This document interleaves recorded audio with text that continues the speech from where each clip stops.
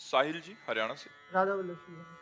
महाराज जी आपके चरणों में कोटि कोटि प्रणाम। महाराज जी किसी भी व्यक्ति या वस्तु पर आश्रित होना बहुत सरल सा लगता है और प्रभु पर आश्रित होना इतना कठिन क्यों है महाराज? जबकि सरल है प्रभु का आश्रय, क्योंकि प्रभु सर्वत्र हैं। तो जहाँ आप हो वहाँ भी हैं, सब समय हैं। तो जिस समय आपको जरूरत है उस समय भी हैं, सबके हैं तो आपके भी हैं। और प्रभु के हम अंश हैं और प्रभु सर्व सामर्थ्यशाली हैं। सब ऐश्वर्य भगवान से ही प्रकट हुआ है। हमें भगवान का आश्रय लेना सहज है। व्यक्ति हर समय हमारे पास थोड़ी है, वस्तु नाशवान है, व्यक्ति खुद असुरक्षित है।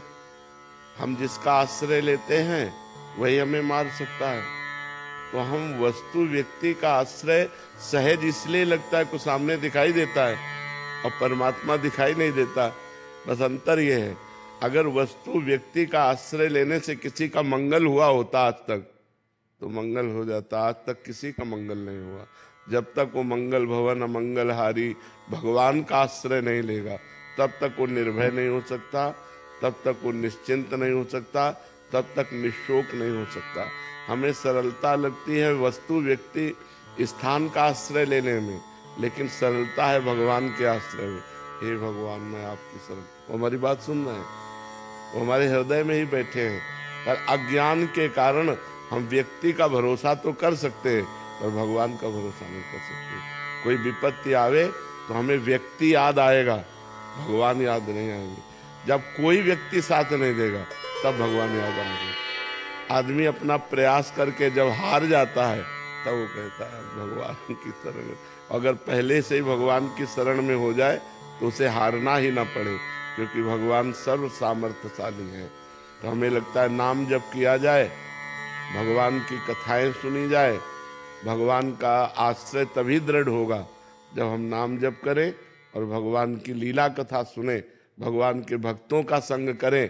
तो हमारा वस्तु व्यक्ति का आश्रय छूट जाए और भगवान का आश्रय हो जाए। भगवान का आश्रय हो गया मानो मंगल हो गया।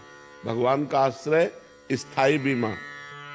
कल सत्संग में चर्चा में कहा था, जैसे बीमा में नहीं होता कि आपकी गाड़ी नष्ट हो गई एक्सीडेंट से या किसी भी तरह, तो आपको गाड़ी का पैसा मिलेगा?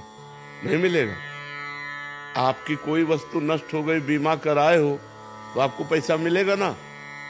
ऐसे ही अगर अपना जीवन का बीमा भगवान से करवा लिया कि हे भगवान मैं आपकी शरण में हूं, तो भगवत प्राप्ति होगी आपको। इस बात से भगवत प्राप्ति हो जाएगी कि आप भगवान की शरण में हो।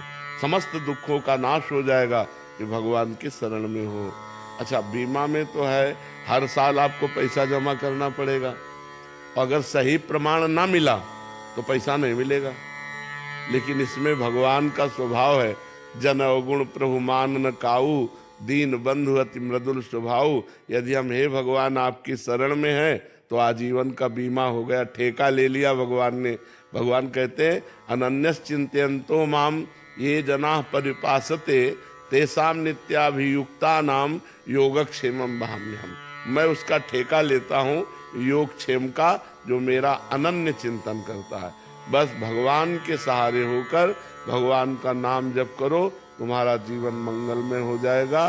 वस्तु व्यक्ति स्थान का सहारा ये हमें मृत्यु से नहीं बचा सकता, काल से नहीं बचा सकता।